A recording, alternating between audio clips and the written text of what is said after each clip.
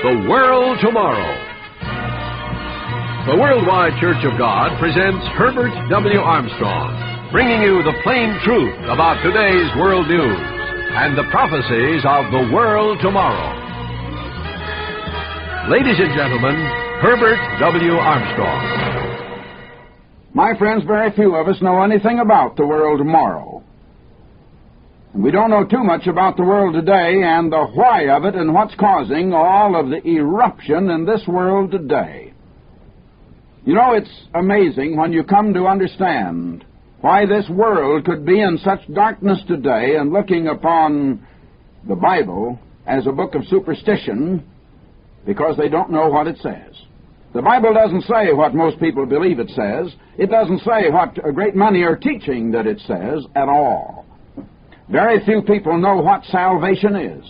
Very few people know the way of salvation. Very few people know why they're here on this earth. Very few people know the great purpose being worked out here below, and why God put humanity on the earth, and what salvation really is. Now, coming to the 3rd chapter of Hebrews, and this great priesthood book, understood by almost no one, that explains what our real ultimate destiny is. Although God has made us free moral agents, God has said, I set before you life on the one hand, death on the other. On the one hand is a way of life that leads to blessings and everything good, a full, abundant life, a happy life that is free from fears and worries. And on the other hand, the kind of life disobeying laws that are in motion, laws that are living, moving, spiritual principles, spiritual energies, and bringing curses upon ourselves. Until this world, not knowing that, has come to a place where it is miserably unhappy, where lives are barren and desolate of anything worthwhile. They're empty. And the things that seem so good and that people devote all their time and energy chasing and trying to achieve and trying to receive and trying to participate in, even when they achieve the kind of success or the accomplishment that they desire and spend a lifetime trying to gain, it leaves them empty. They find it didn't pay after all. And so this life, my friends, and a great deal of which looks upon Christianity as a superstition, is itself an empty life. And chasing after the things that the world is in this life that most people think are practical, the things that are supposed to be the real practical things, and supposed to be the things that pay off. When you find them, you're just like Solomon said he was. And I don't know of any man today that has rolled up the big fortune or has really lived the life like old Solomon did way back there. He built great works, great public works. Perhaps not quite as great as some of the public works that the President of the United States is able to at least initiate, and through the power of this great nation, which is greater because there are more of us than there were in ancient Israel. And yet I don't know, frankly, whether even the United States government today is able to build great works any greater than Solomon did. He built great works. He built for himself magnificent gardens and beautiful things. He built that great, marvelous palace. If that palace that he built, or that, rather the temple that he built, which was recognized then as the very house of God, if that building existed on the earth today, it would probably be the showplace of all the earth today. Solomon worked hard. He accumulated a great fortune. He lived in luxury and splendor such as perhaps no man ever did. And mentally, he had a great mind, and he was a man that has been rated as the wisest man who ever lived. And there's great satisfaction in mental accomplishments and in having wisdom to make right decisions. Think of the vanity that a man can puff himself all up with and swell all up with when he has it. But after Solomon went in for all of those things, you know, my friends, it left him empty. And he said that it was just like chasing after a handful of wind and catching up with it. That's about all. It was just like looking for some wind and devoting your whole life, and you've got a hand of wind. And what is it? Take your hand away, and where is it? Vanity of vanities, he said. All is vanity. What does a man gain by all the toil? A generation goes and a generation comes, but the earth remains forever. You know, you hear a lot about the end of the world. Is this world coming to an end? Yes, it is. But here in the Bible it says the earth remains forever. Is there any contradiction? Not at all. Because what's coming to an end is not the earth, but the world. And the world is merely the system and the way of life that men have built up on this earth that is making millions of lives miserably unhappy. Now listen, if you want something that's real practicality, listen just a minute. Here's something that is practical. Let's get down to this thing and see what does pay off and what does make life worthwhile. Solomon wrote here in Ecclesiastes, he had a lot of wisdom. He knew more than you know, so don't think you know more than he did, because you don't. I don't care who you are. He knew more than anybody that's lived, and there's none of you listening to me that knows more than old Solomon. He was a wise old owl, or a wise old man anyhow. What has been, he said, is what will be. What has been done is what will be done. There's nothing new under the sun. Do you understand that? That's true if you understand what he meant. Now he says, I applied my mind to seek and to search out by wisdom all that is done under heaven. He wanted to know all about life. But he concluded all is vanity and a striving after wind. What are you striving after, my friends? You're working hard at something, or else working hard at being lazy and lying around. Of course, the idea now is to encourage everyone to think that heaven is a place of bliss. You're going to be like a little dog looking up at his master. You won't have anything to do. You'll go up there and look on the face of the Savior and think how wonderful it is. Now, that isn't what God offers you at all, but that's what a lot of people think. And nothing to do. You might go around and play on a harp once in a while. But you'll be living in the master's palace. It'll be a great castle in the air, or wherever heaven is supposed to be. And a lot of people have that idea. It's idleness and ease. Now, that's the idea we have now. The idea seems to be that the state that we all want to get into is a state of inactivity, a state of stagnation, a state of complete idleness and ease, but we want luxury. We don't want to give anything. We don't want to do anything. We want to just lie around, and I think I should say lay around, and be a little ungrammatical. I think it would be more expressive, perhaps, but we want to have everything. Now, you know that very principle is contrary to the law that God Almighty set in motion, and when you try to do that and try to live that kind of a life, you're cracking and breaking a law that's going to break you. That law is there. That law is inexorable. It's invisible. You don't see it. You don't see the law of gravity that pulls anything down to the ground if you hold it up and then let loose. But it's there. And that law works. And this law works.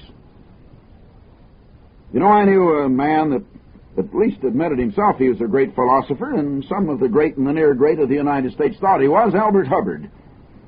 I was a young man then, of course. He went down in the Lusitania before World War I, but I knew Herbert quite well. I spent a lot of time talking with him. He said, get your happiness out of your work. Well, he didn't know anything about the spiritual laws that have been set in motion. He knew absolutely nothing about them, but he was pretty wise along material lines only, and he did know that you get your happiness out of your work. In fact, I was visiting him over at his place in East Aurora, New York one time, and he put me to work wrapping up what he was selling then at a very fancy profit. He knew he was selling them for more than they're worth. He got a big kick out of that, as a matter of fact. And he called them goodie boxes for Christmas presents. And he had a lot of Irish potatoes. Well, they were very select potatoes, but he wrapped them up in tissue paper and make them look nice and fancy, so he could charge about 3 or 4 times the price they were worth for them, and make them look like a nice gift box. He put me to work wrapping potatoes in tissue paper. He wanted to know what I thought of a man that would have another man come visit him as a guest, and he had his hotel or his inn there, and I was a paying guest. He charged me a very nice price for a very good lunch, tried to get me to stay all night and pay for a nice room or a nice suite or something, which I didn't do. I had to get back to Buffalo that night. But we spent most of the day together.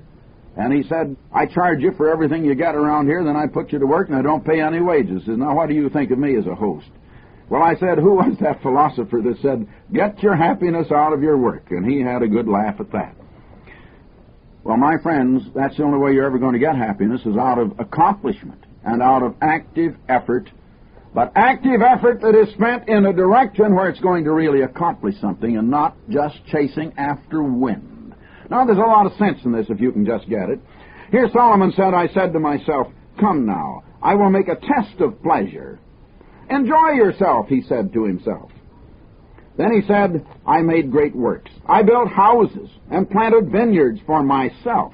Oh, he was looking out for number one. He didn't care about the other fellow. He was looking after number one. He taxed the people. He was the king. He had the ability to tax the people. He taxed them until they couldn't bear their burdens any longer. They rejected his son when his son refused to lighten their tax burdens. People didn't like taxation then any more than you like it today.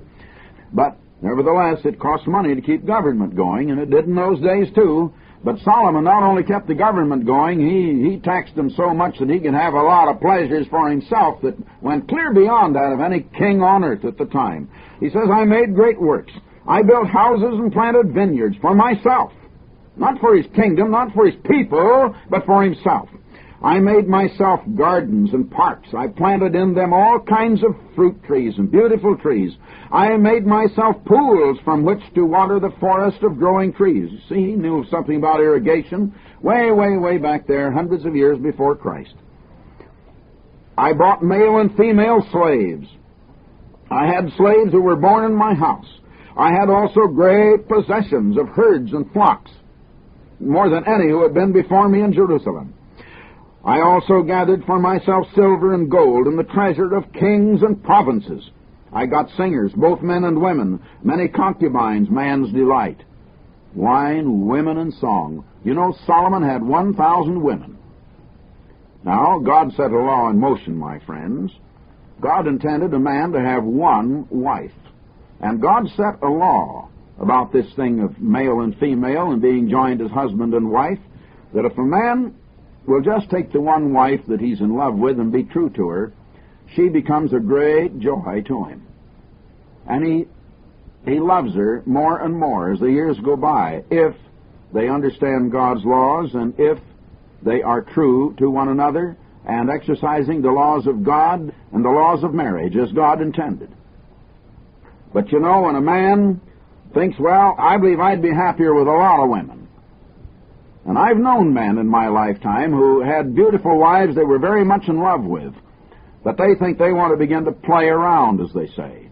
They want to, as they say, cheat on the wife when the wife doesn't know it. That's one of the things that human nature somehow seems to think would be nice to some men, and it's part of the forbidden fruit. They seem to think God is a monster and God's laws are bad for us. And of course they know that God's law says that adultery is a sin. But naturally, a lot of men that are foolish and silly and have no sense in their heads begin to think that that's just some decree God wrote on a piece of paper, and maybe he won't catch them at it. They don't realize that that's a law that God set in motion that's going to break you if you break it. All right, I've known men who thought that that was an alluring thing and that the forbidden fruit was sweeter, and so they thought it would be nicer to have several women instead of just one. Of course, the wife didn't know it, but they were stepping out with other women. They were committing a lot of adultery. And then all of a sudden those men will come to me, they used to in my earlier years when I knew some men of that sort, and they would say, well, you know, I don't know what's happened, but my wife is, well, she's just repugnant, repulsive to me. She doesn't seem like she used to anymore. I don't know why, but she's not attractive. I don't love her anymore. Well, they didn't love any of these other women they're chasing around with either, except they thought they did until they had committed adultery with them, and then they didn't. Then they were an unclean thing, just like an old, filthy, dirty rag. And there wasn't any woman that was really attractive in their eyes. Well, those men divorced. They married and then they divorced. I met one of them not so many years ago that I had known just like that. He'd had 2 or 3 wives. He was very unhappy. His life had never been happy, and he had missed the joys that God has given me. I talk about it once in a while, but it's one of the laws of God, and I want to tell you, my friends, it pays off. And I want to tell you, my friends, that God has given us some wonderful laws. If we'll go according to them, they'll pay off. They can make you very happy. Oh, I know there are some thorns on the beautiful rose bushes sometimes, and I suppose most marriages have their little unpleasant parts. That's only because of human nature, and we let our own natures get in the way, that's all. But God has set laws in motion that if we'll observe them, we'll get over all of those things, and you'll go along, and marriage can be very happy. Marriage can be very beautiful. And love is something that can just deepen and deepen as the years go by. Oh, don't throw it away.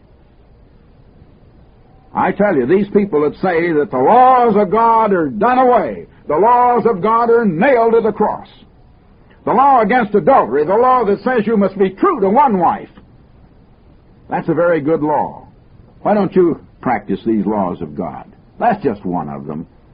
To every one of them, my friends, they really mean something. This is a practical way of life. A lot of people who think things are practical, that just means how can you get money? How can you take it away from the other fellow? Or how can you get the things that are illicit and that are inordinate and that God has forbidden, things that are illegal according to the laws of God? Now, here Solomon had his 1,000 women. What wonderful happiness Solomon threw away. In all of this thing, of all of his extravagances, in all of his great position and his wisdom, Solomon didn't have enough wisdom to even understand and know about the law of God. Now, Solomon wanted wisdom. God gave it to him. Wisdom is the ability to apply knowledge and make decisions in certain cases, but I don't know whether Solomon had such great wisdom after all. Now, when I was a young man, beginning age 16, I began to crave something a little different, just a shade different in meaning. I wanted understanding. And I began to ask God for it. You know, if you ask God for some of these things, if they're right, He'll give them to you. And God has given me a little measure of understanding. I certainly wouldn't begin to say that I have more of that than any man that ever lived, but I've had a little measure of it. Perhaps I've had my share. Well, I'll tell you one thing, you pay a price for it. The more understanding I have, the more I see that we shouldn't put our trust in men, where most people do, and then get away from God, but we should put our trust in God and have charity toward men, because you'll have to have if you're going to get along with them. The more you know about men, the more disappointed you're going to be in them. But God intended we should have love and charity toward people. And people need it. You need it too, so you better have it for others so they can have a little for you. Now, Solomon said, "So I became great and surpassed all who were before me in Jerusalem. Also my wisdom remained with me." You know, I almost questioned that. Did he said that? Solomon said it. He said it under inspiration. That doesn't necessarily mean, though, that God, who inspired him to say it, endorsed what he said. I think that in having 1,000 women here and all these concubines, he didn't have as great wisdom as he might have had, because God's law pays off if you observe it. God set the laws, and they are laws that are living, and they are in motion. And when you break them, I want to tell you, they're going to break you. Now, they don't always break you just, the first second or the first day or the first year or two, but sooner or later they're going to break you. I know a man that I knew pretty well. He wasn't getting along with his wife. I spent years trying to show them the way, to heal that breach, that they could be happy. They weren't able to meet each other halfway. Each one said, let the other one do everything. It's the other one that's wrong. Oh, it was about 50-50. One was about as wrong as the other. Each one could see the wrongs of the other, and there were plenty of wrongs to see. And each one could see only the wrongs and the faults of the other. She said, let him correct himself, then maybe I'll think about it. He said, let her get right. And let her correct what's wrong with her. Let her control that sharp, snappy tongue of hers, and all that sort of thing. Well, finally he ran off. My friend, you can't cheat these laws of God and get away with it. Nobody does. Maybe you don't believe that. Well, God put us here to learn lessons by experience. That's why we live this 70. That's why God has given us this life. A lot of us are so rebellious, so stubborn, so stupid, we can't believe God when He says anything. The things that God says are practical. Only most of you don't know what He says because you don't understand your Bibles. You just know what's been purported to be the Word of God. Know the truth about it. As you've never read it or heard it or understood it before. Then open your own Bible, and that's where you'll really find it and believe what you see in your own Bible. Now Solomon said here, so I became great and surpassed all who were before me in Jerusalem. And whatever my eyes desired, I did not keep from them. I kept my heart from no pleasure. He just gave himself every pleasure. For my heart found pleasure in all my toil. A lot of people don't have the wisdom to know that there's pleasure in good, honest, hard work, but he knew that. He even got a pleasure there that a lot of you people haven't ever learned how to get. And this was the reward of all my toil. Then I considered all that my hands had done, and the toil that I had spent in doing it when he got to be an old man now. And here were years of effort. Here was a lifetime of a man that became great, so that there was none like him in the earth. And behold, all was vanity and a striving after wind, and there was nothing to be gained under the sun, nothing more to be gained. Just vanity and a striving after wind. What did he have? Maybe a handful or a box full of wind. What is it? There's plenty of it around anyhow. You can catch it without going too far. So he says, I turn to consider wisdom and madness and folly. For what can the man do who comes after the king? Only what has already been done. Isn't anything more for him to do. My friends, until you find the real values of life, until you come to recapture the true values, that incidentally is the slogan of Ambassador College here in Pasadena, California. Recapture true values. Until you come to do that, you don't know what life's all about, and you don't know how to live it. You don't know how to make it happy. Life can be mighty precious if you learn how. Well, Solomon finally says, so I hated life, because what is done under the sun was grievous to me, for all is vanity and a striving after wind. Striving, striving, striving. What are you striving for, my friends? You're working hard. You've got some goal. What is your goal? If your goal is anything less than to attain to the resurrection of the dead in the kingdom of God as a glorified divine Son of God, born again into the kingdom of God, if you have any goal less than that, you're striving after wind. And when your life is over, and when all of your effort has been expended, you'll look back on it and realize that you've had an empty life. You've had a fruitless life. You are a miserable failure. And someday your conscience is going to catch up with you. You're going to realize you've had this one life to live, this one mortal human life, and you've thrown it away, and you've wasted it. What good is it? Very few know what God has in store for us. Listen, I don't have time for very much more. Solomon said, I hated all my toil, in which I had toiled under the sun, seeing that I must leave it to the man that will come after me. And that's the way you'll be if you're just looking at material rewards and selfishness and greed and vanity and puffing yourself up. Where will you be? Listen, I knew the president of the biggest bank in the United States outside of New York, a great bank. Also, I knew the man who was 2 steps higher than the president of the biggest bank in New York that became the biggest bank in the world before a California bank out here got bigger in recent years. I was in the city of each of these banks. I went in each one of them and I asked officers, what about so-and-so and what happened to him? Why, they didn't even remember that he'd ever existed. Greatest men in the United States. They spent their lives building great banks, big ones, world known. Today they aren't even known in the institutions they built. There is no reward under heaven worthwhile but to obtain salvation in the kingdom of God when you learn what it is. The very purpose for which you were born was to learn that lesson and to come to surrender to God as living ruler over your very daily life, to receive the very divine nature of the eternal God and to yield to permit God to develop in you His righteousness, His very character, so that you shall be born of Him.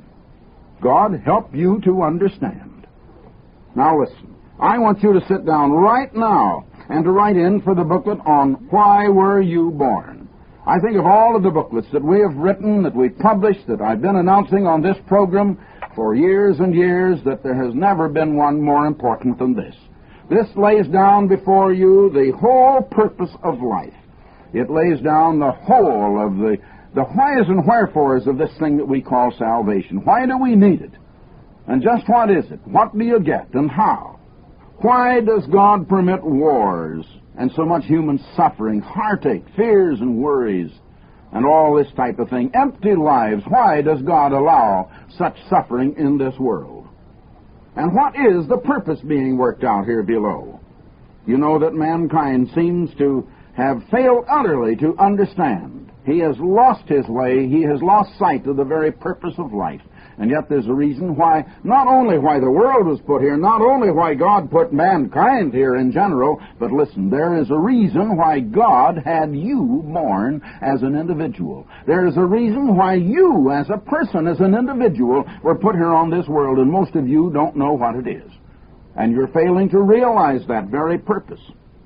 Now, naturally, it has to do with the plan of redemption. But even that plan is not very widely understood today, nor rightly preached. As a matter of fact, very few understand the plan. Very few understand the purpose. Very few understand what redemption is, what salvation is, where we go, what is the condition, what are the terms, how do we get there, why do we need it? All of those things, you know, we should ask and we should understand. Why does man need any redemption anyway? Why do we need it? The popular teaching is that one is saved at the time he accepts Christ as personal Savior, or when he professes Christ or makes his decision for Christ, or in some churches when he's baptized, or when he joins the church, or whatever the way of initiation might be. Well then, listen, my friends, I'd like to ask you this. I want you to think about it. Why is it then that God does not, right then and there in that moment, remove a man if he's already saved? Why does not God, right then and there, remove the saved Christian from this unhappy world of suffering? Why does he have to go on and suffer? And then again, you read in the Bible, it is through much tribulation we must enter the kingdom of God. Why? Why doesn't God take a person immediately to his reward and remove him from all of the pains and the heartaches and the suffering of this world if he is then and there saved? Why is there such a thing as sin? Why? Now we hear that it came from the original fall of man. Well, do you understand about that original fall? Was there any original fall after all? You know, my friends, we've heard about it. We take it for granted. But did you ever look into it? You will if you read this book. It will explain it. It will explain all about it. Now, this is a booklet, my friends, that, well, you just can't understand about life. You can't understand about salvation. You can't understand God's purpose unless you understand what is in this little booklet. The name of this booklet, Why Were You Born? Now, jot that down immediately. I hope you have pen or pencil and paper right there before you. If not, get it immediately. And so now, this is Herbert W. Armstrong saying goodbye, friends, until tomorrow and daily on most of these stations. You have heard The World Tomorrow with Herbert W. Armstrong, sponsored by the Worldwide Church of God. Additional programs and literature available at hwalibrary.com.